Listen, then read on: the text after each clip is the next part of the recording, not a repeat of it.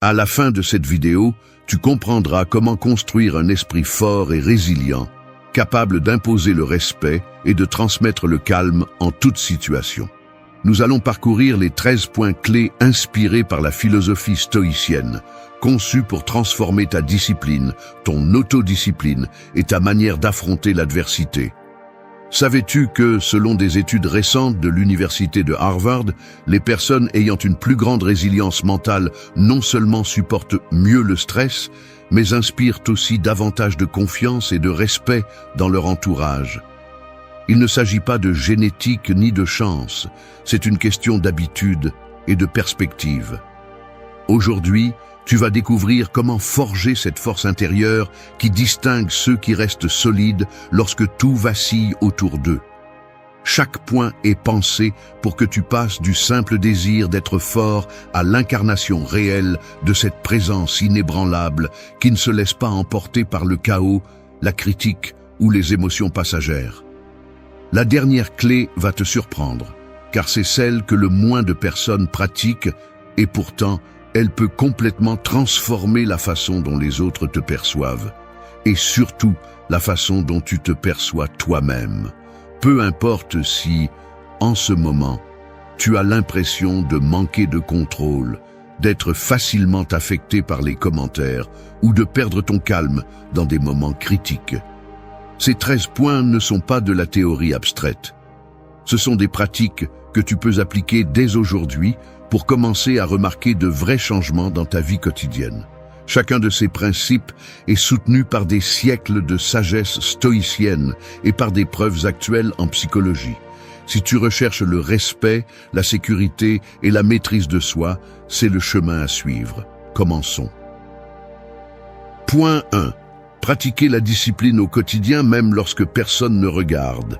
Veux-tu savoir pourquoi tu es toujours le même qu'il y a un an? Parce que ta discipline dépend du regard des autres.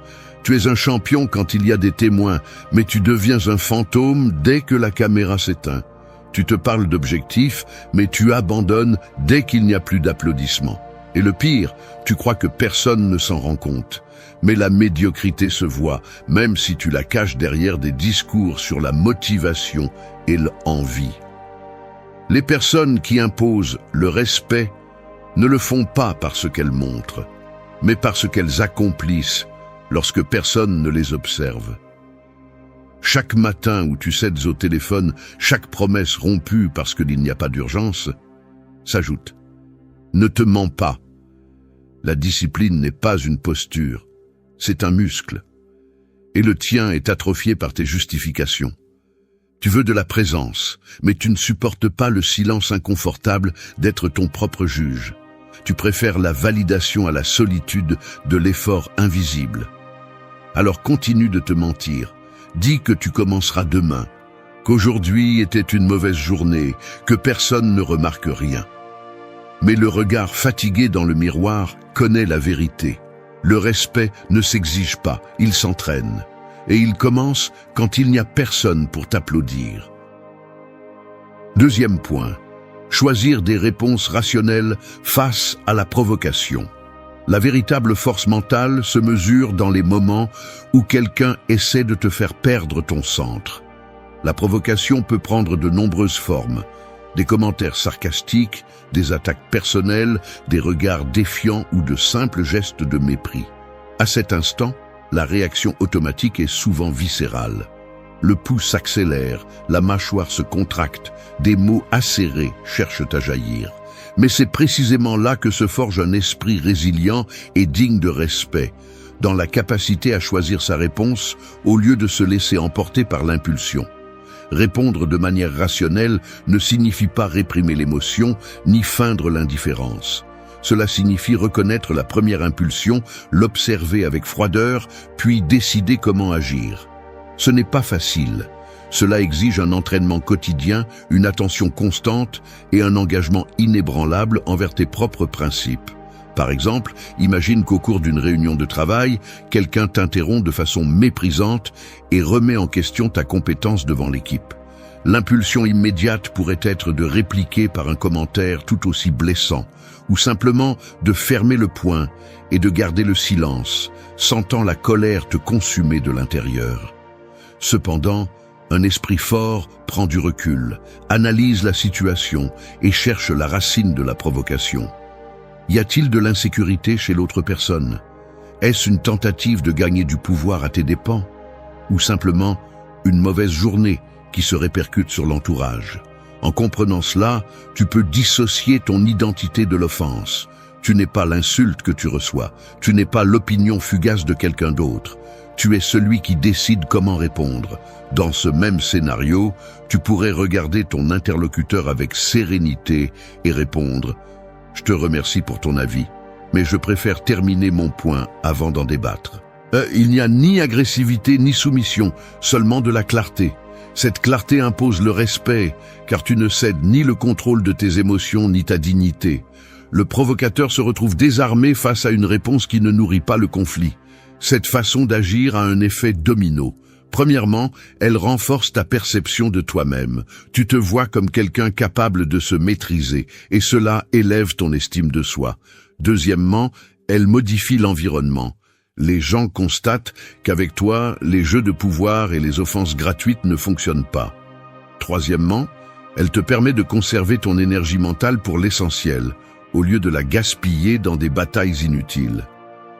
L'autocontrôle n'est pas une faiblesse, c'est une discipline. Choisir des réponses rationnelles face à la provocation est une déclaration silencieuse de puissance. Tu n'as pas besoin de crier pour être entendu.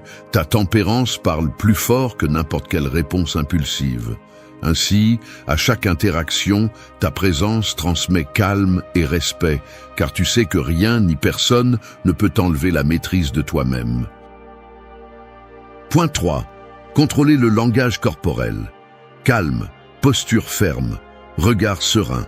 As-tu déjà remarqué comment l'énergie d'une pièce change lorsque quelqu'un entre avec une posture assurée et une expression tranquille?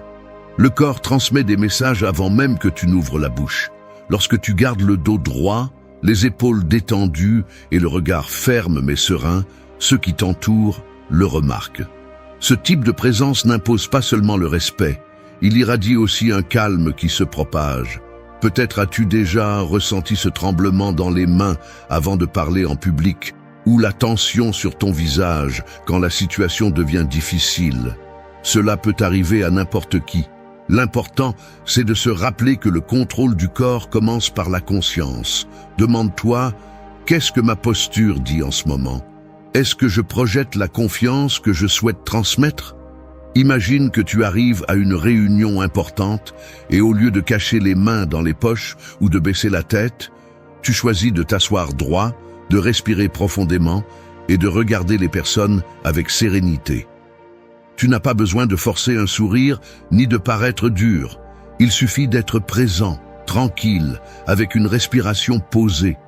Ce petit ajustement peut changer complètement la perception que les autres ont de toi, mais aussi celle que tu as de toi-même.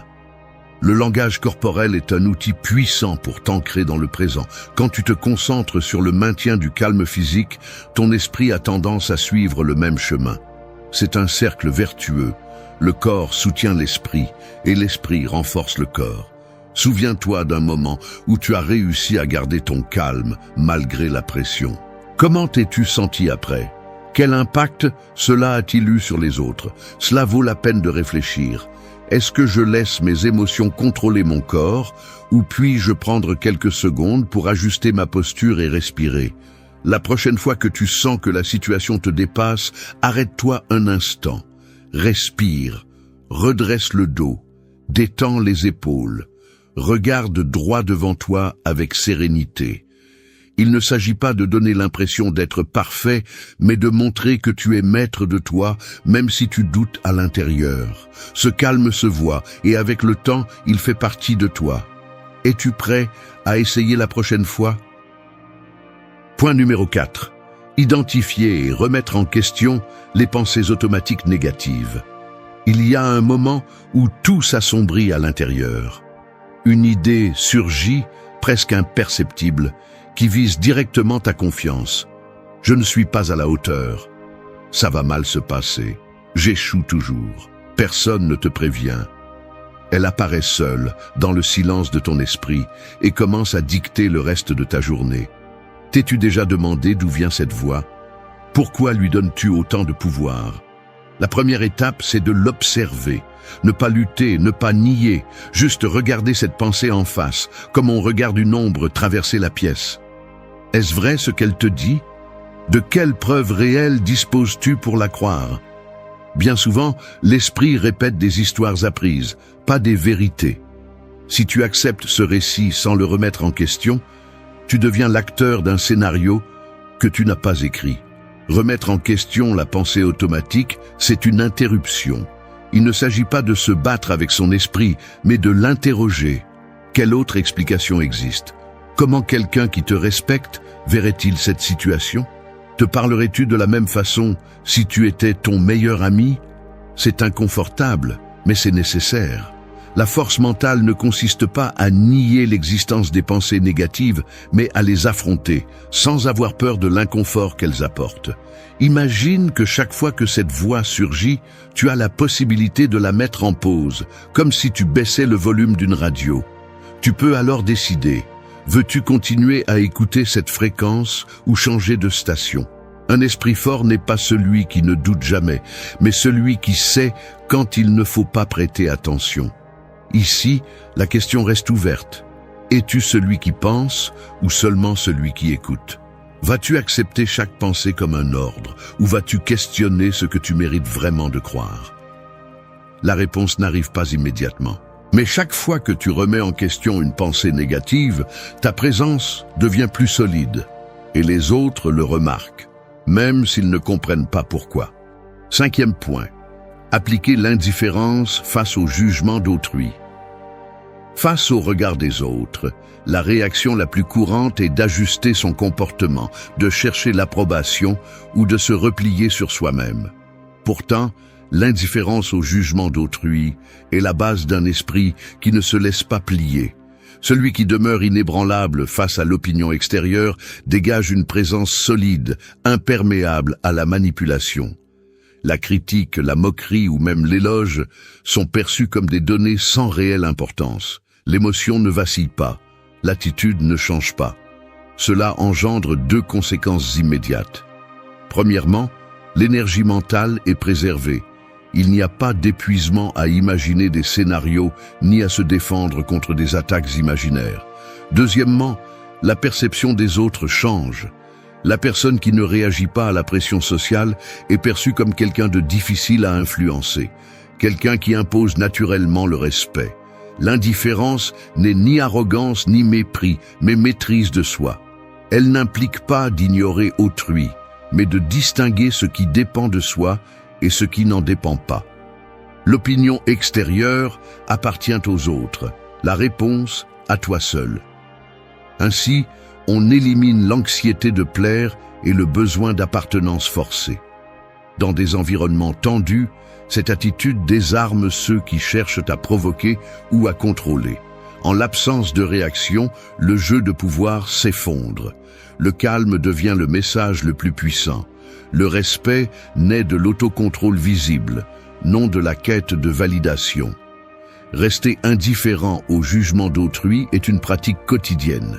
Chaque fois qu'une critique survient, l'occasion se présente de renforcer ce muscle. Le résultat est un esprit blindé, prêt à affronter n'importe quel environnement, capable de conserver le calme et le respect de soi, peu importe ce que disent les autres. Point 6. Affronter l'inconfort comme une opportunité de croissance. L'inconfort est un signal, non un obstacle définitif. Il apparaît lorsque quelque chose défie nos limites, lorsque la routine est brisée, lorsque l'environnement n'est plus prévisible. La plupart cherchent à l'éviter, construisant autour d'eux des zones de confort. Mais cet élan d'évasion est précisément ce qui freine la croissance personnelle. Le développement d'un esprit fort exige de s'exposer de manière délibérée à des situations qui dérangent, qui mettent à l'épreuve la patience, la capacité d'adaptation et la tempérance. Imagine le moment où tu dois prendre la parole en public pour la première fois. Le pouls s'accélère, la voix tremble, chaque regard semble un jugement. La réaction instinctive est de se retirer, de chercher une excuse, d'éviter la scène. Pourtant, chaque seconde passée dans cet inconfort est une opportunité. Le corps apprend à réguler l'anxiété, l'esprit à distinguer la critique constructive du bruit, la volonté à se maintenir sous pression. Il ne s'agit pas de rechercher la souffrance pour elle-même, mais de comprendre que le malaise est le seuil d'une nouvelle compétence, une force qui ne se forge que dans la friction. Le processus est graduel. Au début, l'inconfort paraît insupportable. Avec le temps, il devient un terrain familier. Celui qui s'expose à l'adversité de manière contrôlée développe des ressources intérieures, tolérance à la frustration, clarté sous la tension, capacité à prendre des décisions sans céder à l'impulsion. Chaque rencontre avec l'inconfort est un entraînement silencieux, un investissement dans la solidité mentale qui se manifeste ensuite par la présence, par la capacité d'imposer le respect sans avoir besoin de mots. Prenons un autre exemple, recevoir des critiques directes sur sa propre performance. Le premier réflexe est la défense, la justification, voire le déni.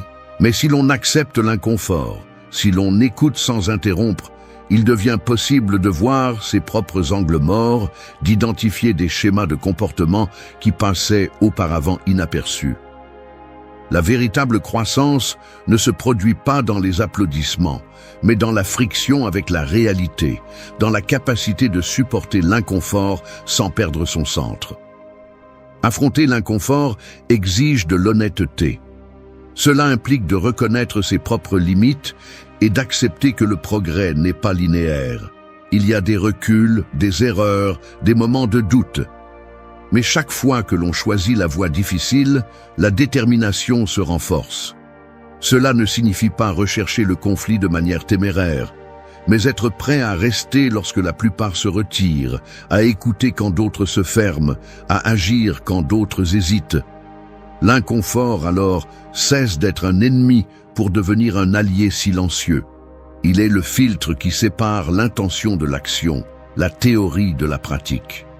Chaque situation inconfortable surmontée est une pièce de plus dans la construction d'un esprit imperturbable. Ainsi, la présence qui impose le respect n'est pas le fruit du hasard, mais celui de l'habitude de croître dans l'inconfort, de transformer chaque défi en une marche vers la véritable résilience. 7e point, limiter l'exposition aux stimuli inutiles. T'es-tu déjà rendu compte du nombre de stimuli qui traversent ton esprit chaque jour?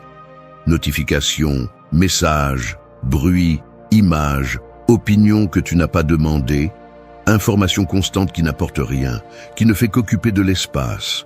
Il est facile de se sentir saturé, comme si ton attention était une ressource infinie que n'importe qui pouvait prendre. Mais ce n'est pas le cas. L'esprit a besoin d'espace pour respirer, pour réfléchir, pour décider avec clarté. Quand tu le remplis de choses qui ne t'apportent rien, c'est comme essayer d'écouter le bruit de l'eau d'une rivière pendant que quelqu'un bat du tambour à côté de toi. Limiter l'exposition aux stimuli inutiles, ce n'est pas seulement éteindre son téléphone ou éviter les réseaux sociaux un instant. C'est un acte de respect envers ton propre esprit. C'est te demander, avant d'ouvrir une application ou d'entrer dans une conversation, est-ce que cela m'aide vraiment à devenir la personne que je veux être, ou est-ce que cela me distrait simplement de l'essentiel ? La force mentale se construit dans ces moments où tu choisis ce que tu laisses entrer et ce que tu refuses. Tu ne peux pas contrôler tout ce qui se passe à l'extérieur, mais tu peux décider à quoi tu accordes ton attention. Peut-être qu'à un moment donné, tu as eu l'impression de perdre le contrôle, que ton énergie se dispersait dans trop de choses à la fois. Et en effet, lorsque tu vis exposé à 1000 stimuli, il est presque impossible d'être présent, de te sentir en paix ou de répondre avec calme. N'as-tu jamais remarqué qu'après une journée pleine d'interruptions, tu as même du mal à te rappeler à quoi tu étais en train de penser ? Ce n'est pas de la faiblesse, c'est l'effet d'un environnement saturé. Et le reconnaître est la première étape pour le changer. Et si aujourd'hui tu choisissais seulement 3 choses qui comptent vraiment, Et si tu t'accordais la permission d'ignorer ce qui ne te nourrit pas? Imagine comment ton esprit se sentirait si tu arrêtais de porter des conversations vides, des nouvelles qui ne font qu'engendrer de l'anxiété, des tâches qui ne te rapprochent de rien de significatif. La résilience et la présence ne naissent pas du bruit, elles naissent du silence et de l'intention. Quels stimuli pourrais-tu éliminer aujourd'hui pour donner plus de force à ton esprit? Que se passerait-il si tu te donnais l'opportunité de protéger ton attention comme la ressource précieuse qu'elle est? La décision est entre tes mains. Et elle peut changer la façon dont tu fais face à chaque situation, avec respect et calme. Point numéro 8. Cultiver le silence et éviter les réponses impulsives. Les gens parlent parce qu'ils ont peur du vide. Ils remplissent l'air d'opinions, d'excuses, de justifications. Ils se croient intelligents parce qu'ils ont toujours quelque chose à dire, comme si l'urgence de répondre était le signe d'une force mentale. Mais la vérité est tout autre. Celui qui ne sait pas se taire ne sait pas non plus penser. Une bouche anxieuse révèle un esprit faible, esclave de ses impulsions, incapable de résister à la pression d'une seconde supplémentaire avant de lâcher la première stupidité qui lui vient à l'esprit. Tu veux t'imposer le respect?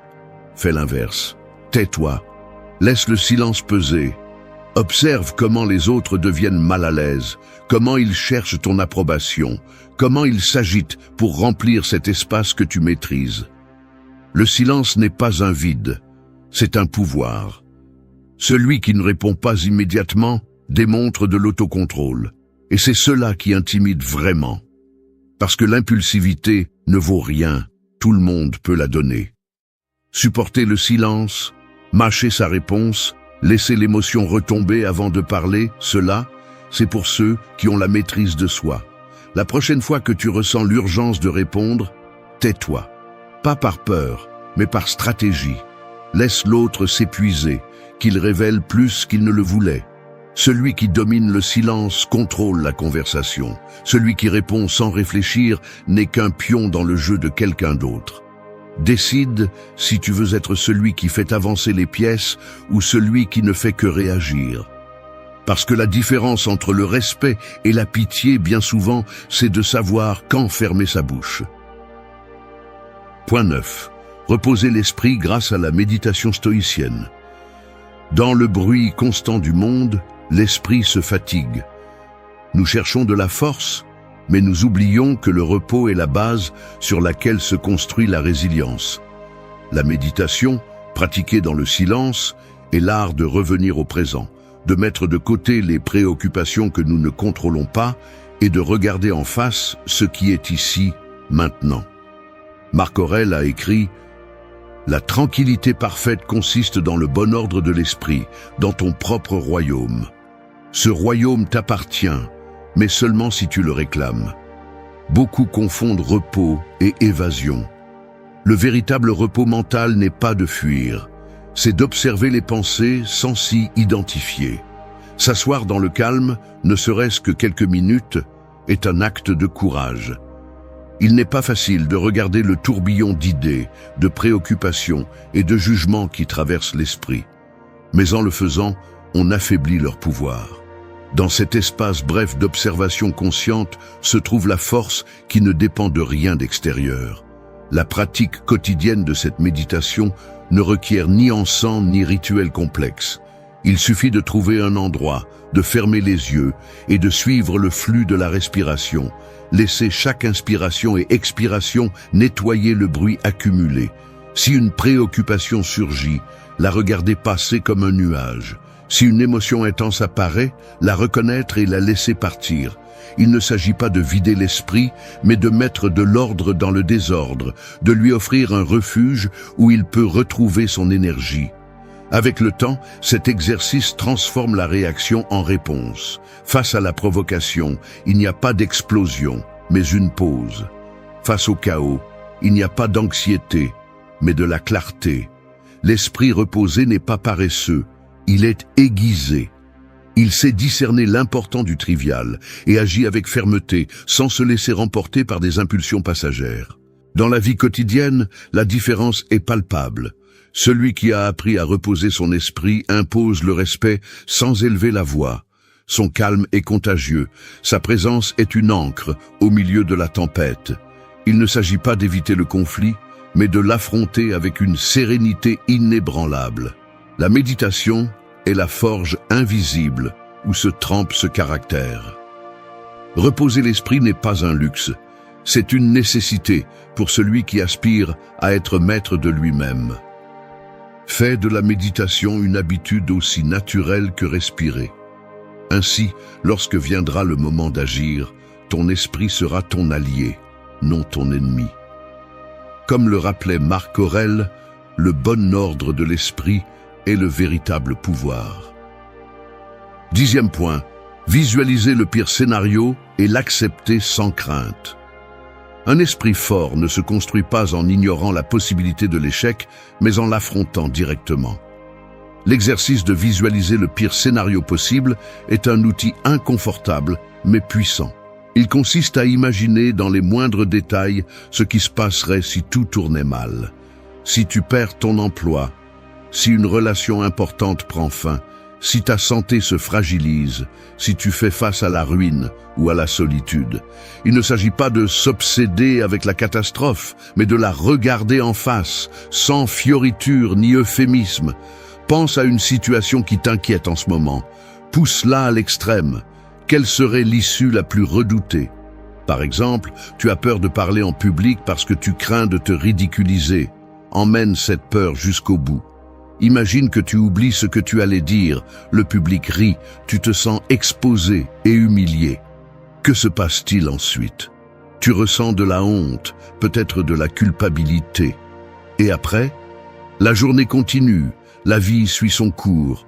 Combien de temps ce malaise durera-t-il? Quelles conséquences réelles cela aura-t-il dans un mois, dans un an? Dans la plupart des cas, le pire scénario est supportable, même si ton esprit prétend le contraire.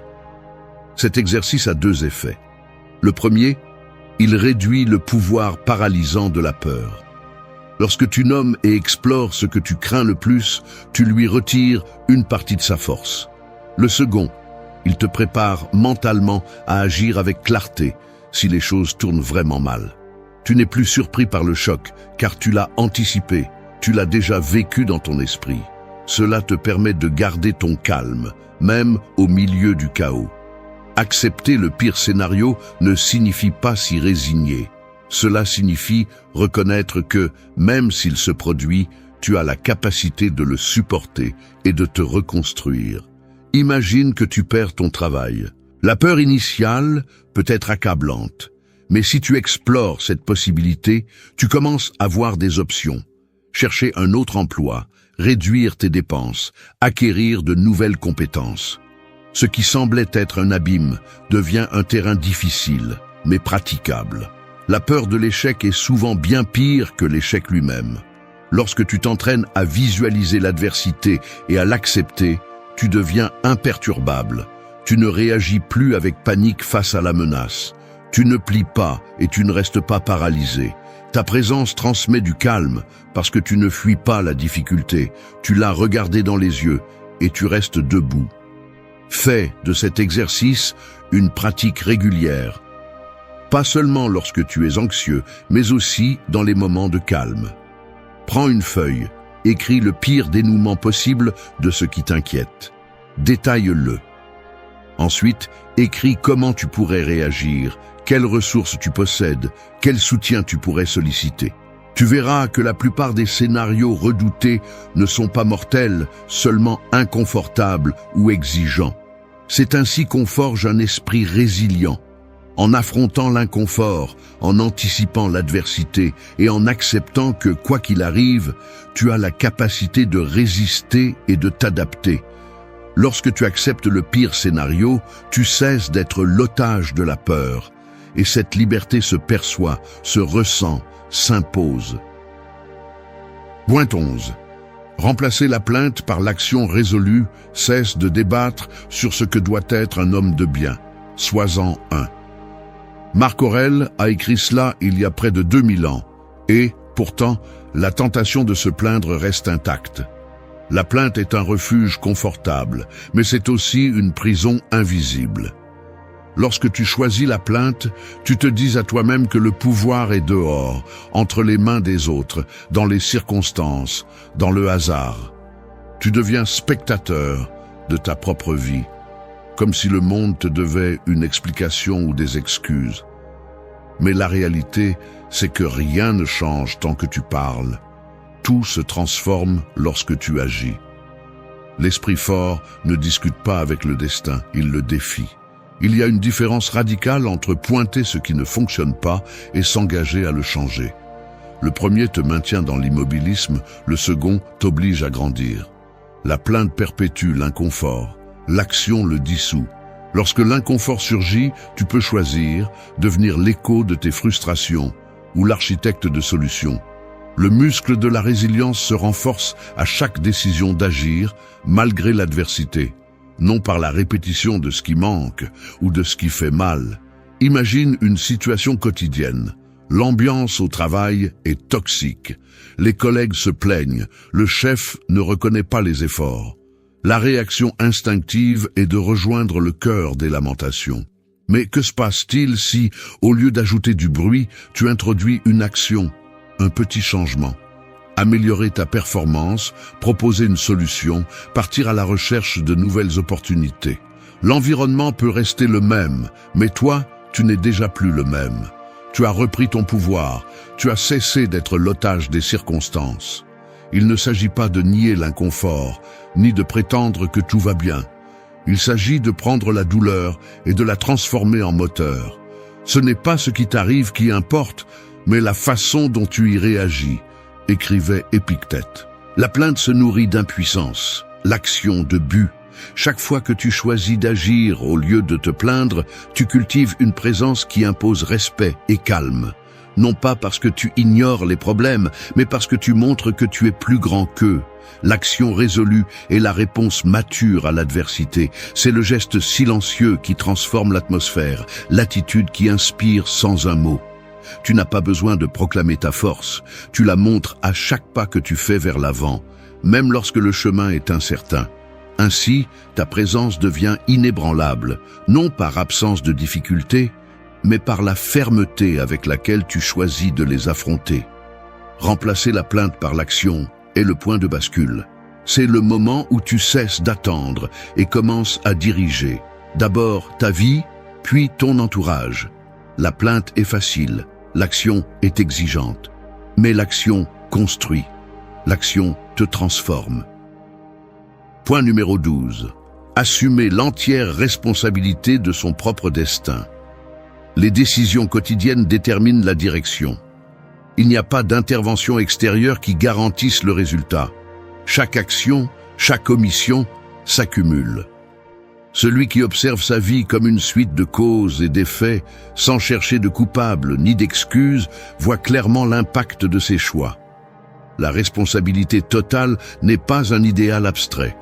C'est un exercice constant, tangible, qui se manifeste dans la manière dont on répond aux erreurs et aux opportunités. Quand quelqu'un admet que tout ce qui se produit sur son chemin est lié à ses propres mouvements, la marge de contrôle s'élargit. Il n'y a plus de place pour la plainte ni pour la résignation. L'attention se porte alors sur ce qui peut réellement être modifié. L'attitude, la réaction, la prochaine étape. La distraction de blâmer les autres disparaît, le bruit mental diminue. Le résultat, c'est un esprit sobre, moins vulnérable à la frustration ou au ressentiment. Cela se remarque dans les détails. La façon d'affronter un conflit, la réaction face à l'adversité, la disposition à corriger la trajectoire en silence. Celui qui intègre ce principe accepte que le destin n'est pas une force étrangère, mais une conséquence directe de ses propres décisions. Le sentiment de contrôle est réel, mais la charge l'est aussi. Savoir que chaque pas compte, qu'il n'existe aucun filet de sécurité en dehors de soi-même. Dans ce contexte, la résilience n'est pas une résistance passive, mais une adaptation active. On apprend à lire la réalité sans phare, à identifier des possibilités dans l'étroite marge de ce qui dépend de soi. La présence devient ferme, car on n'attend rien du hasard ni de faveur extérieure. Chaque moment est une occasion de faire preuve de maîtrise de soi et d'avancer, même si l'environnement n'est pas favorable. Assumer l'entière responsabilité est une frontière. Derrière elle, la plainte et la victimisation perdent tout leur sens. Ce qui reste, c'est la liberté d'agir et le poids inévitable des conséquences. 13e point. Garder une intégrité et un contrôle de soi absolu, même sous une pression extrême. Tout le monde a une limite, un seuil où le caractère commence à se fissurer et où les failles révèlent ce qui se cache réellement sous la façade. La pression révèle la vérité. Quand tout est en jeu, quand l'environnement exige des réactions viscérales, quand l'adrénaline et la peur s'emparent du corps, c'est là que commence la véritable épreuve de l'autocontrôle. Il n'y a plus de place pour les excuses, pas d'espace pour les justifications. Il ne reste que ce que tu es, mis à nu sous le poids de la situation. Pense aux fois où tu as vu quelqu'un céder, cris, insultes, décisions impulsives, trahisons petites ou grandes, toutes nées dans ces secondes où la pression écrase la volonté. L'autocontrôle n'est pas une posture pour les jours faciles, c'est la discipline brutale de ne rien laisser, pas même la douleur ou la colère, dicter tes actions. L'intégrité n'est pas un joli mot, c'est une exigence. Quand personne ne regarde, quand tout brûle, qui es-tu à cet instant? Celui qui trahit son code pour chercher un soulagement immédiat, ou celui qui encaisse le coup et reste droit, même si cela fait mal? La pression extrême est le filtre ultime. Les masques tombent. La peur, la colère, le désespoir essaient de prendre le contrôle. Le corps réclame de réagir, de crier, de fuir, de céder à l'impulsion la plus primaire. Mais l'esprit fort ordonne « non ». Tu ne céderas pas au chaos. Tu ne seras pas l'esclave de tes émotions, ni de l'hostilité des autres, ni de l'injustice. Tu tiendras bon. Tu le feras parce que tu sais que si tu perds le contrôle une seule fois, si tu t'accordes un seul moment de faiblesse, la fissure grandira. Aujourd'hui c'est un cri, demain une trahison, après-demain la ruine. L'intégrité absolue implique que tu ne t'accordes aucun raccourci. Quand tout ton être réclame vengeance, ton esprit exige la justice. Quand tout ton entourage exige que tu sacrifies ta parole, tu la maintiens même si tu es seul. Quand la pression t'accule, tu choisis l'action juste même si personne ne le remarque, même si cela fait mal, même si tu perds. Parce que tu comprends que c'est dans ce feu, dans cet instant brutal, que se forge la présence qui impose le respect. Non par la peur, mais parce que ton autocontrôle est inébranlable et les autres le sentent. Ils savent que tu ne plieras pas, qu'il n'y a pas de chantage émotionnel, qu'aucune pression n'est suffisante pour briser ton code. La plupart se brisent avant la fin. La plupart cherchent la solution facile, l'excuse, le soulagement immédiat. Ils ne supportent pas le poids de la cohérence sous pression. Mais si tu veux un esprit fort, si tu veux que ta présence apaise et ordonne même dans le chaos, tu dois accepter le prix, renoncer au confort de perdre le contrôle. Renoncer au plaisir de la colère, au soulagement de la plainte, au réconfort de l'apitoiement. Il n'y aura pas d'applaudissements, il n'y aura pas de compréhension, il n'y aura que toi, observant si tu es capable de maintenir ton intégrité quand tout ce que tu aimes est en jeu. Il y aura des nuits où tu te demanderas si cela en valait la peine. Des jours où la douleur de tenir ta parole pèsera plus que n'importe quelle récompense. Mais c'est seulement ainsi que se construit un esprit qui ne se brise pas, une présence qui impose le respect sans dire un mot. Ton autocontrôle absolu, ton intégrité sous pression seront le seul véritable bouclier contre la médiocrité et le chaos. Il n'y a pas d'autre chemin, où tu restes ferme, où tu deviens l'un de plus qui se brise quand les choses se gâtent. N'attends pas de compréhension, ne cherche pas le soulagement. Garde le contrôle, même si tout hurle de le perdre, car c'est là, et seulement là, que se décide qui tu es vraiment. Tu n'as pas besoin de plus de théorie. Tu as déjà les pratiques. Maintenant, tu sais, agis ou non. L'information est là, le reste t'appartient. Éteins l'écran. La lumière bleue de l'appareil s'éteint sur ton visage. Sur la table reste un verre à moitié vide et l'écho de tes propres pensées. Il n'y a plus aucune étape à suivre, écrite nulle part, ni voix pour répéter l'évidence. Dans la rue, les gens continuent de marcher, chacun portant une routine qui ne t'appartient pas. Le voisin croise ton chemin dans l'ascenseur et acquiesce sans un mot. Vous reconnaissez tous les deux la même fatigue dans les cernes de l'autre. Par la fenêtre, on entend la circulation, les moteurs, la vie qui avance sans attendre personne. Tu regardes l'horloge, pas de nouvelles notifications. Personne ne viendra te rappeler ce que tu sais déjà. Dans la cuisine, le café refroidit pendant que tu décides si tu le bois ou si tu le laisses. Dehors, la pluie frappe la vitre et le calendrier avance avec ou sans ta permission. Dans le groupe de discussion, les messages suivent leur cours. Tu ne les ouvres pas. Un petit silence s'installe entre la fin d'une page et le début de ce que tu feras ensuite. L'information est là, le reste t'appartient. Tu n'as pas besoin d'un signe de plus. Si cela a résonné, abonne-toi. Maîtrise silencieuse. Malheureusement, l'art du silence s'est perdu dans notre monde occupé, où le bruit et la conversation sont toujours présents. Mais, et si les moments où nous choisissons de ne pas parler étaient aussi forts que ceux où nous le faisons? À quelle fréquence nous arrêtons-nous et réfléchissons-nous à ce que signifie notre silence? Le stoïcisme est une vieille théorie qui enseigne aux gens comment se contrôler grâce à la raison et à la force émotionnelle. C'est un excellent moyen d'apprendre qu'en parler. Zénon, le fondateur du stoïcisme, disait qu'il vaut mieux trébucher avec les pieds qu'avec la langue. Ce sage dicton soulève une question fondamentale. Demandez-vous combien de fois nous nous sommes sentis mal d'avoir dit quelque chose à la hâte ou par colère. Le stoïcisme nous dit non seulement de ne pas faire les choses que nous nous devons, mais aussi d'utiliser le silence comme outil de croissance et de paix.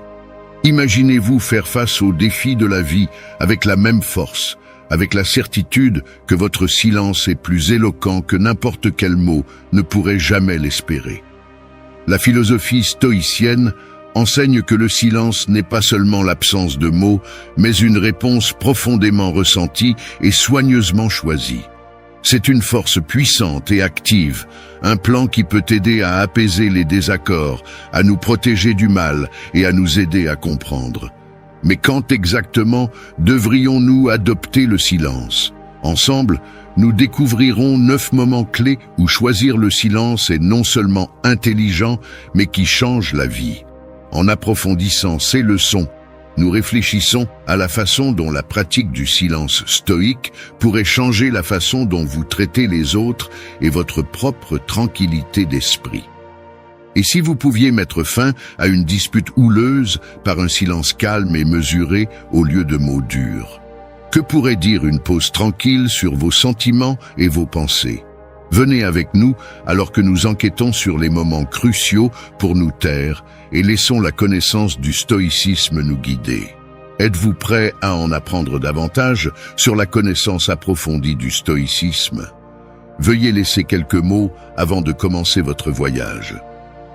Numéro 1. Lorsque vous êtes injustement critiqué.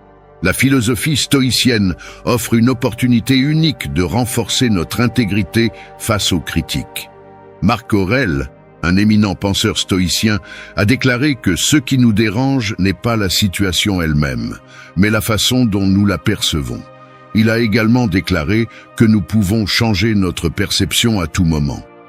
Cette approche suggère que ce qui nous affecte dans la critique n'est pas la critique elle-même, mais notre réaction à celle-ci. Par exemple, si vous dirigez un projet et recevez de sévères critiques de la part de votre patron, une réponse stoïque serait d'évaluer calmement les commentaires, de trouver des idées utiles et d'ignorer les informations négatives infondées. Épictète a enseigné que cette attitude maintient non seulement la paix, mais aussi l'honneur professionnel. La philosophie stoïcienne nous pousse à vivre nos théories, à réagir calmement et à donner des réponses réfléchies plutôt que défensives. Laisser parler la qualité de nos réponses et de notre travail est essentiel. Ne pas répondre à des critiques injustes n'est pas de la passivité, mais plutôt une stratégie consciente. Adopter le stoïcisme nous aide à nous concentrer sur ce que nous pouvons contrôler, nos réponses et nos attitudes.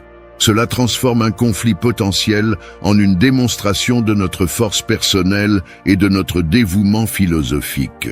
Faire face aux difficultés de la vie avec un silence réfléchi plutôt qu'avec des réponses impulsives améliore non seulement notre tranquillité d'esprit, mais influence également positivement ceux qui nous entourent. L'intégration des principes stoïciens dans notre vie quotidienne, en particulier lorsque nous sommes injustement critiqués, nous aligne sur une philosophie qui valorise la force de caractère plutôt que l'approbation temporaire. Cela encourage la croissance personnelle et incite les autres à faire de même, surtout dans un monde où la vantardise et l'autopromotion sont monnaie courante. Marc Aurèle nous a également conseillé de ne pas perdre de temps à discuter de la manière d'être un homme bon, mais simplement de l'être. Le silence face à la vantardise peut transformer un environnement égocentrique en un environnement d'introspection et de croissance. La critique, même si elle n'est pas toujours juste, peut être un outil pour apprendre et s'améliorer. Cependant, il est crucial de rester calme et d'agir correctement, même lorsque les critiques sont injustes et destinées à blesser. Le stoïcisme, originaire de la Grèce antique, offre des conseils intemporels sur la façon de gérer les critiques grossières avec classe et grâce, transformant les situations défavorables en opportunités de croissance personnelle et d'autonomisation. N'oubliez pas que l'important n'est pas ce qui vous arrive, mais la façon dont vous réagissez. C'est un principe clé du stoïcisme selon Épictète. Lorsque vous recevez des critiques injustes, prenez un moment pour réfléchir à la manière de réagir. Évitez d'agir de manière impulsive, ce qui vous permet de penser clairement et de ne pas vous mettre en colère. Comme l'enseignent les stoïciens, vous contrôlez votre esprit, pas les événements extérieurs. En comprenant cela, vous devenez plus fort. Marc Aurèle a également souligné que les commentaires injustes reflètent davantage le critique que vous. Il est crucial de séparer la critique de votre propre valeur. Si quelqu'un vous prouve le contraire, acceptez-le et changez en recherchant toujours la vérité. Même les critiques les plus injustes peuvent contenir une part de vérité. Recherchez ces commentaires utiles et utilisez les critiques comme une opportunité de vous améliorer en éliminant les pensées négatives inutiles. Épicure recommande de rester calme et courtois lorsque l'on est injustement critiqué. Cela montre la maîtrise de soi et évite que la situation ne s'aggrave. Une réponse calme peut calmer le critique et faire preuve de maturité. Concentrez-vous sur votre propre croissance et évitez de discuter de ce que devrait être un homme bon. Soyez-en simplement un, comme le conseillait Marc Aurèle. Au lieu de vous concentrer sur des critiques injustes, concentrez votre attention sur vos objectifs et votre amélioration personnelle. Surmontez l'adversité en vous concentrant sur votre croissance et vos vertus. Même s'il peut être difficile de faire face à des critiques injustes, suivre les principes stoïciens peut transformer ces situations en opportunités de renforcement et de croissance. Prenez un moment pour réfléchir, séparez les critiques de votre valeur personnelle, recherchez-y la vérité, répondez avec calme et respect et restez concentré sur votre croissance personnelle. Ainsi, vous atteindrez l'idéal stoïcien de rester calme et fort intérieurement, même dans les moments difficiles. Numéro 2, le silence stoïcien au milieu des vantardises. Imaginez que vous assistez à un événement de réseautage au cours duquel un collègue se vante un peu trop de ses récentes augmentations et de son style de vie chic. Vous voudrez peut-être contrer leur bravade avec vos propres réalisations. Le stoïcisme nous enseigne le pouvoir de la modération. Si vous choisissez d'être calme, vous restez calme et laissez les paroles des autres vous montrer qui ils sont. De cette façon, vous pouvez économiser votre énergie pour des conversations plus approfondies. Cette méthode protège non seulement votre honneur, mais vous fait également ressembler à quelqu'un qui a confiance en ses propres réalisations et n'a pas besoin d'une approbation extérieure. Dans cette théorie, le silence n'est pas un signe de passivité, mais plutôt un signe de silence stratégique qui témoigne de la connaissance et de la confiance. Un autre sage stoïcien dit que celui qui ne veut pas être dépassé en nombre par des avantages plus importants ne devrait pas rendre un avantage avec un autre, mais plutôt en rendre plusieurs à la fois. Dans la vraie vie, cela signifie que vous devez répondre aux vantardises vides de sens, non pas avec des mots, mais avec la grâce tranquille de vos actions et la qualité de votre caractère. À quelle fréquence répondez-vous à l'histoire de réussite de quelqu'un d'autre par l'une des vôtres?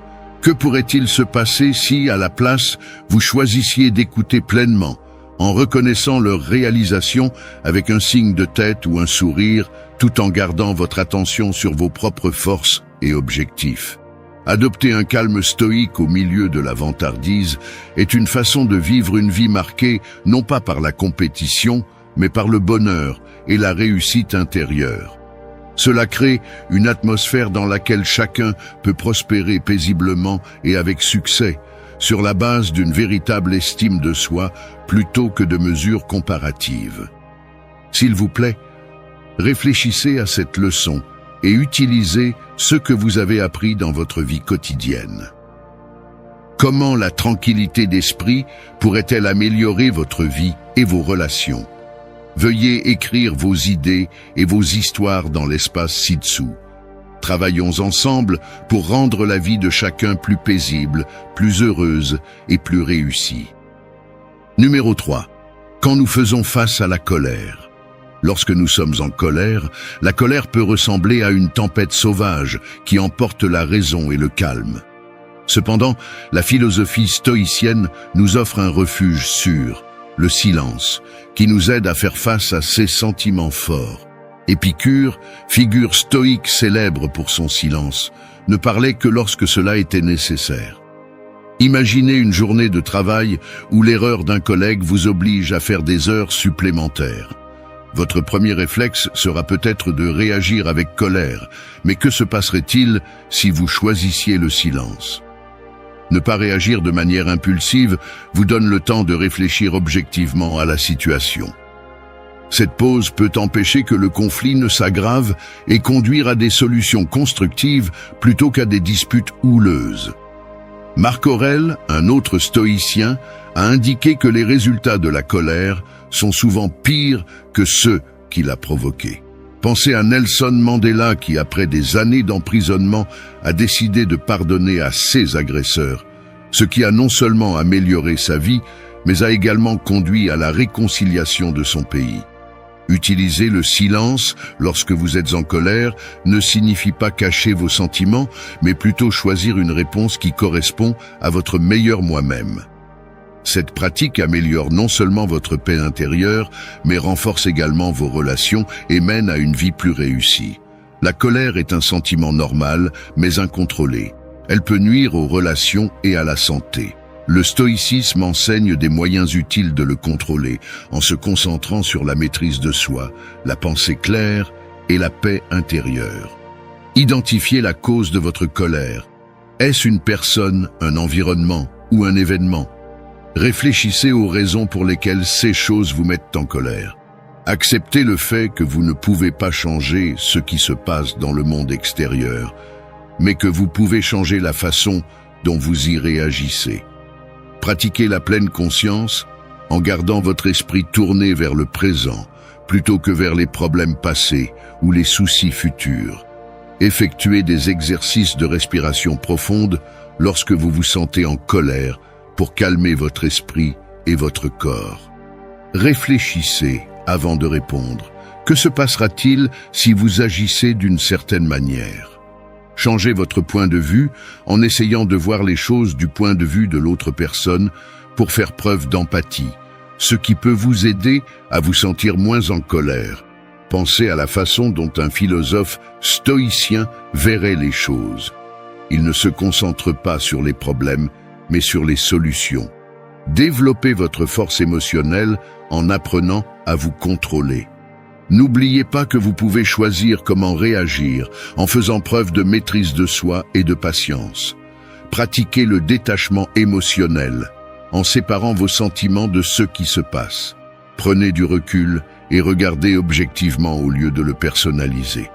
Faites des activités qui vous aident à gérer vos émotions, comme faire de l'exercice, écrire ou méditer. Canalisez votre énergie de manière saine et positive. Au lieu d'être en colère, participez à des activités productives comme l'exercice ou l'art. Utilisez la colère comme une opportunité d'en apprendre davantage sur vous-même et de changer votre façon de réagir à l'avenir. Communiquez vos sentiments avec calme et confiance, sans être hostile ni en colère. Bien gérer votre colère est crucial pour votre santé et celle de vos relations.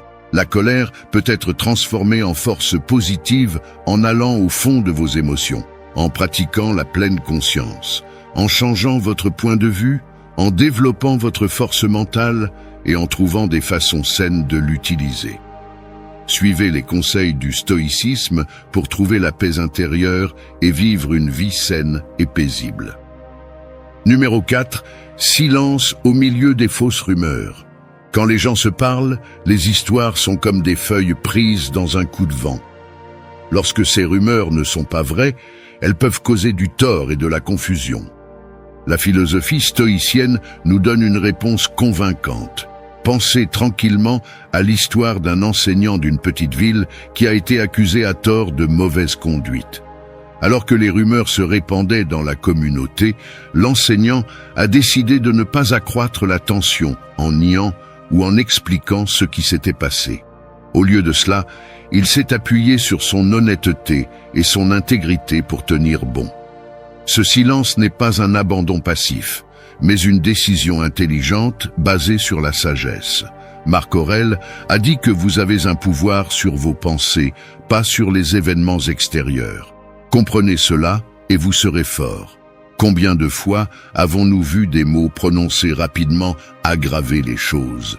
Comment le silence pourrait-il vous protéger des flèches des fausses accusations? En refusant de commenter, l'enseignant a laissé s'éteindre l'enthousiasme initial de la communauté. Alors que le temps passait et qu'aucune nouvelle preuve n'apparaissait, la vérité est devenue sa défense. Cela montre la croyance stoïcienne selon laquelle vous devriez vous concentrer sur ce que vous pouvez contrôler, comme vos réactions et vos actions, plutôt que de vous soucier de la façon dont les histoires se propagent. Vous ne pouvez pas arrêter les rumeurs. Épictète a dit un jour que si quelqu'un dit du mal de vous, vous devriez toujours le féliciter. Cette méthode contre-intuitive dit que réagir à la négativité par la positivité, ou dans ce cas, par le silence, peut arrêter et changer le cours des interactions improductives. Lorsque de fausses accusations sont portées, parler doucement peut montrer du respect et de la confiance dans la vérité. Pour utiliser cela dans votre propre vie, pensez à quel point il est important d'attendre pour répondre aux histoires que la tempête soit passée. N'oubliez pas que la meilleure façon de maintenir votre paix et votre image est de vivre selon l'idéal que vous prêchez, et non de combattre chaque murmure. Dans ce type de situation, garder le silence n'est pas seulement un moyen de vous protéger, c'est aussi un moyen de montrer votre attachement aux principes stoïciens. Alors que vous faites face aux difficultés des relations personnelles et professionnelles, laissez le silence stoïque vous guider à travers le chaos des fausses rumeurs, pour trouver le chemin d'une vie paisible, heureuse et réussie. Numéro 5. Comment gérer la perte? Comment gérer le silence absolu qui suit une perte majeure? La perte, une expérience humaine courante, laisse souvent un vide rempli de tristesse et de confusion. Cependant, le stoïcisme offre une perspective unique pour faire face au deuil. C.S. Lewis, dans son livre Unobserved Pain, a écrit à propos de la souffrance après la perte de sa femme, « La douleur que je ressens maintenant est le bonheur que j'avais avant ». Il s'agit d'une façon de penser stoïcienne, reconnaissant que la perte et l'amour font partie d'un flux naturel plus vaste de la vie. Sénèque, un éminent philosophe stoïcien, a déclaré que le jour que nous craignons comme le dernier est en réalité l'anniversaire de l'éternité. Comment votre réaction à la perte changerait-elle si vous la considériez comme un changement plutôt que comme une fin? Que pourriez-vous gagner en acceptant le silence qui suit la perte, en vous accordant du temps et de l'espace pour réfléchir et guérir? Lewis n'a pas rempli son silence de distraction, mais a plutôt exploré en profondeur ses pensées et ses sentiments, montrant que les difficultés peuvent être une opportunité de croissance personnelle. Son parcours à travers le deuil a prouvé que garder un esprit calme peut aider à gérer la douleur émotionnelle et à la transformer en une compréhension profonde de la fragilité et de la beauté de la vie. Le silence après une perte n'est pas une façon de nier ce qui s'est passé, mais plutôt une façon de se détendre, de réfléchir et d'avancer, en trouvant un sens au-delà de la douleur. Laissez vos sentiments suivre leur cours sans les forcer. Pensez à la façon dont vous avez géré les pertes précédentes. Comment le silence réfléchi pourrait-il vous aider dans les futurs moments de deuil? Cette approche peut non seulement faciliter votre propre guérison, mais aussi celle de votre entourage. Partagez vos réflexions et vos expériences sur la perte et comment les pratiques stoïciennes ont influencé votre chemin. Quelles leçons avez-vous apprises et comment le silence vous a-t-il aidé à vous améliorer? Faire face à la mort est l'une des expériences les plus difficiles de la vie. La tristesse de perdre quelque chose d'important, comme un être cher, un emploi ou une opportunité est immense. Le stoïcisme, originaire de Zénon de Citium à Athènes, offre des conseils intemporels pour affronter ces temps difficiles. Adopter une vision stoïque peut nous aider à être forts et en paix, même face à une grande perte. Reconnaître et accepter. Ce que vous ressentez est crucial. Le stoïcisme enseigne que les sentiments sont des réactions normales aux événements de la vie. Permettez-vous de pleurer et de ressentir la douleur sans vous juger. Écrire dans un journal ou parler à un ami de confiance peut vous aider à gérer ces sentiments. Concentrez-vous sur ce que vous pouvez changer. Selon la théorie stoïcienne, nous devons abandonner ce que nous ne pouvons pas changer et nous concentrer sur ce que nous pouvons. Déterminez quels aspects de la situation vous pouvez gérer, comme comment gérer la perte et abandonner ce que vous ne pouvez pas contrôler. Recadrez la perte comme une opportunité de vous améliorer. Les stoïciens croient que chaque problème peut être une opportunité de grandir. Pensez à ce que vous pouvez apprendre de cette expérience. Que peut vous apprendre cette perte qui vous rendra plus sage ou plus compréhensif? Pratiquez la gratitude. Se concentrer sur ce que vous avez plutôt que sur ce que vous avez perdu peut vous aider à vous sentir plus calme. Écrivez une liste quotidienne des choses pour lesquelles vous êtes reconnaissant pour voir les choses d'une nouvelle manière. Cherchez du soutien. Le stoïcisme souligne l'importance d'avoir une communauté pour s'entraider dans les moments difficiles. Parler à votre famille, à vos amis ou à des groupes de soutien peut vous aider à vous sentir mieux et moins seul. Bien qu'il ne soit jamais facile de faire face à une perte, les idées stoïciennes peuvent vous rendre plus fort et résilient pendant le deuil. Reconnaître nos sentiments, nous concentrer sur ce que nous pouvons contrôler, changer de point de vue, être reconnaissant et rechercher du soutien sont des techniques qui peuvent nous aider à guérir et à grandir si nous les adoptons. Numéro 6. Naviguer dans l'ignorance avec une grâce stoïque. Avez-vous déjà rencontré quelqu'un dont les actions montrent qu'il ne comprend pas, mais dont les convictions sont aussi fortes que s'il était un expert? Même si cette situation est bouleversante, c'est le bon moment pour faire preuve de patience. Galilée, le célèbre scientifique qui a promu l'héliocentrisme à une époque de forte croyance géocentrique, est un excellent exemple de la manière de gérer l'ignorance. Même s'il a fait face à une opposition farouche et a même été assigné à résidence, Galilée a maintenu son honneur et son dévouement à la vérité, choisissant souvent de garder le silence face aux fausses accusations et à l'ignorance.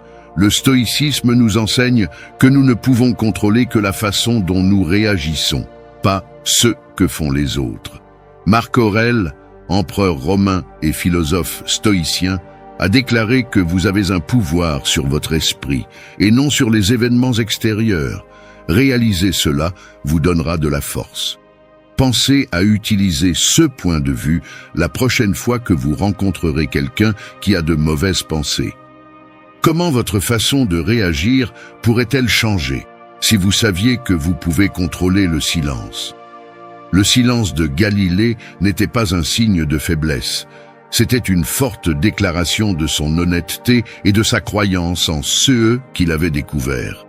Il savait que la vérité n'a pas besoin d'être étayée par des mots, mais qu'elle peut se suffire à elle-même au fil du temps.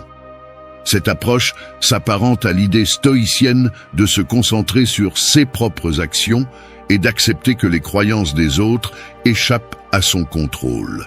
Être gentil, c'est connaître les limites de son pouvoir et choisir ses combats avec soin. Cela signifie être patient et compréhensif, même lorsque les choses sont frustrantes. Cette pratique mène non seulement à une vie paisible et heureuse, mais vous aide également à voir les choses dans une perspective plus large, axée sur le respect et le succès à long terme, plutôt que sur une justification à court terme. Pensez à la façon dont le silence peut être une réaction gracieuse à l'ignorance dans votre propre vie.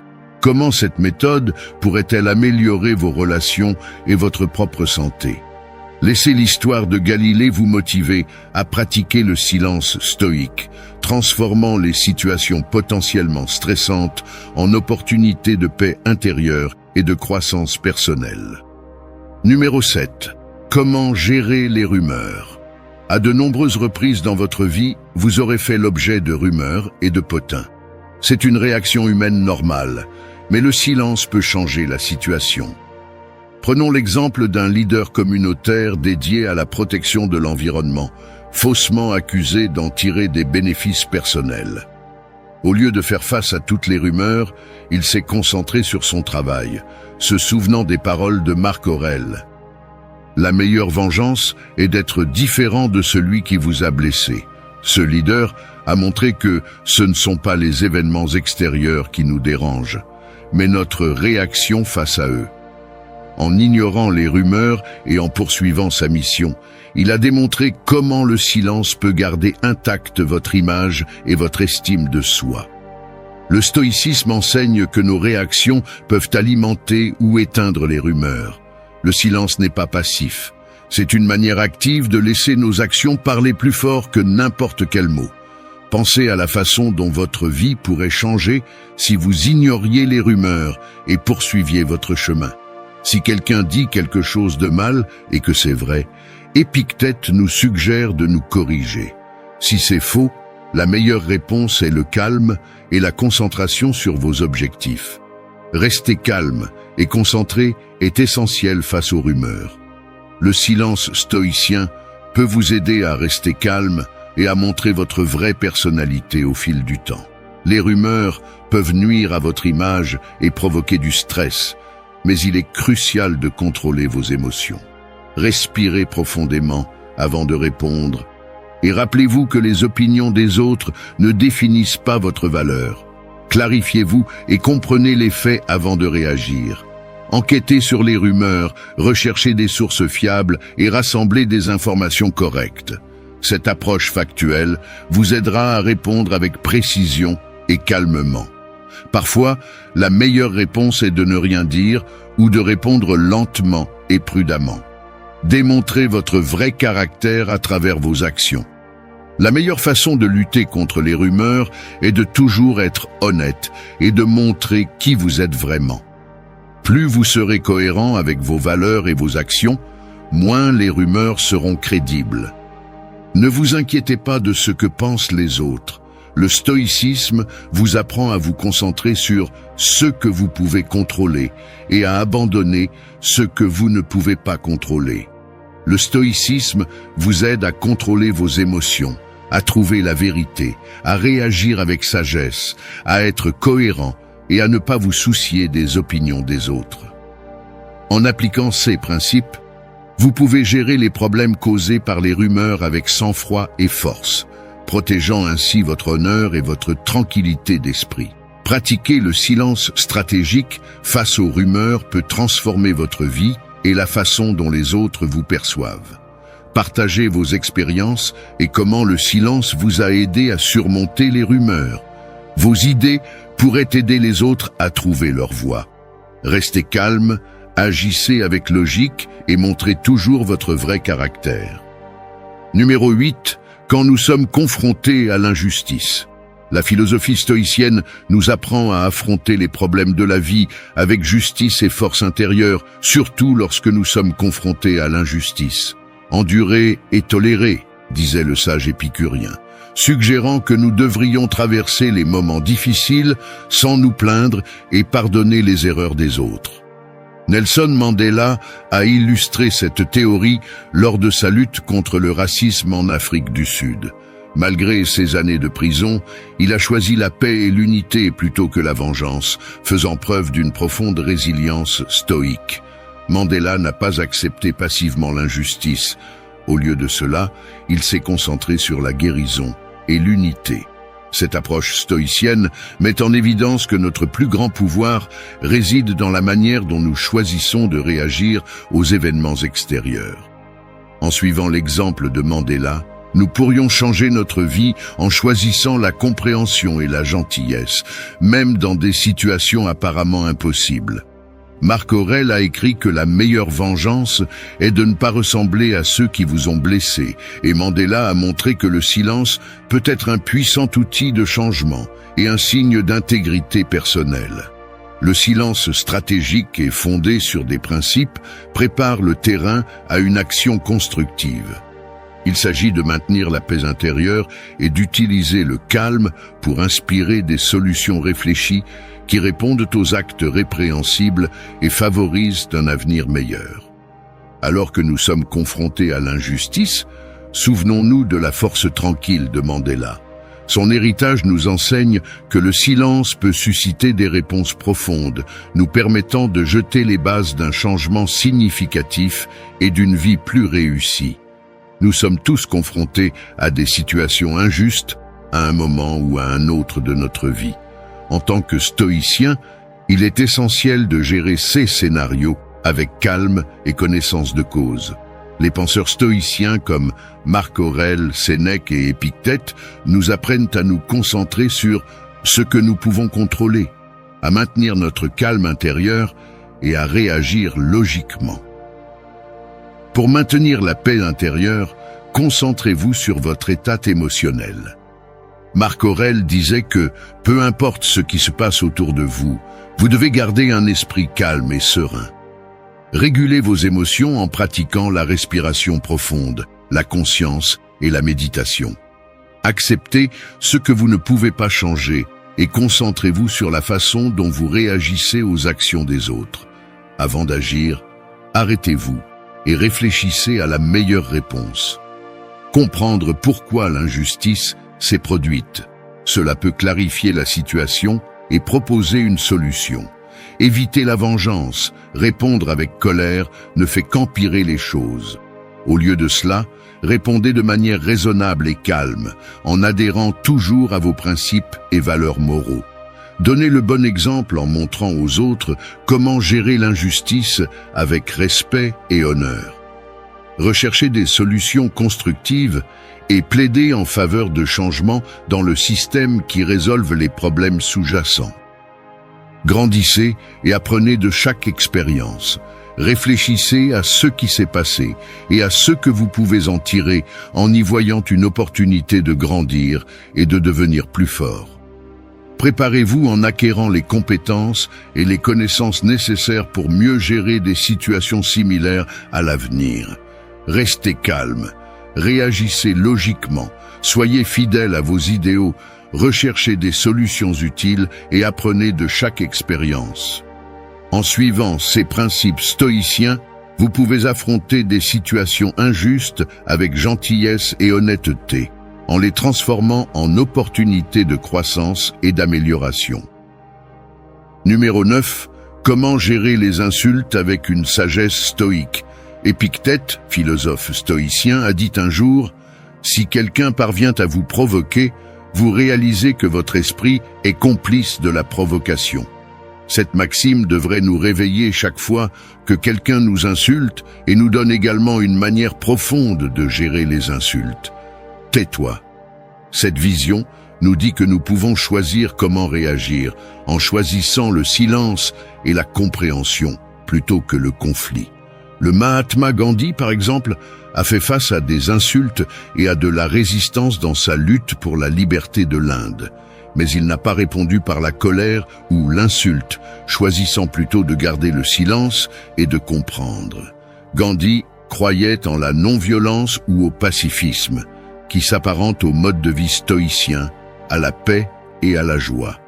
La réaction de Gandhi face aux attaques verbales et physiques fut de garder le silence. Cela rendait souvent ses ennemis moins dangereux et gagnait le soutien de sa cause auprès du public. Comment pourrais-je adopter une position similaire lorsque je suis insulté? Comment cela changerait-il la dynamique de vos interactions avec les autres? Que pourriez-vous gagner à rester calme au lieu de répondre par des mots? Lorsque quelqu'un vous attaque, vous avez la possibilité d'agir avec détermination plutôt que par impulsivité. Cette pratique sévère vous permet non seulement de rester calme, mais vous fait également ressembler à un leader qui est au-dessus des petits désaccords. Marc Aurèle a dit « Dans quelle mesure les résultats de la colère et de la douleur sont-ils pires que les choses qui nous font ressentir cela ?» Pensez-y lorsque vous faites face aux problèmes qui surviennent chaque jour. Pensez à ceux que ce silence sévère pourrait faire pour votre vie. Cela pourrait être la clé d'une vie meilleure et plus réussie. Comment vos actions pourraient-elles affecter la façon dont les autres gèrent les problèmes? Alors que nous examinons les 9 moments cruciaux pour adopter le silence, de la conversation à la perte, les conseils stoïciens nous ont montré un chemin vers la paix et la compréhension. Marc Aurèle a dit un jour « Ne perdez pas de temps à discuter de ce qu'un homme bon devrait faire, soyez-en un ». Dans l'esprit de ces paroles, pratiquons la force profonde que l'on trouve dans le silence. En décidant quand parler et quand écouter, cela nous aidera à vivre une vie paisible, heureuse et bienveillante. N'hésitez pas à utiliser ces principes stoïciens dans vos conversations quotidiennes et voyez comment le pouvoir du silence réflexif peut améliorer votre vie. Merci d'être resté jusqu'à la fin de la vidéo. Si vous avez tout vu, commentez « Je suis stoïcien » comme notre signe secret, indiquant que vous êtes un véritable apprenant du stoïcisme. N'oubliez pas de vous abonner et de liker la vidéo si elle vous a plu. Rendez-vous dans la prochaine vidéo et rappelez-vous, continuez à cultiver votre esprit stoïque.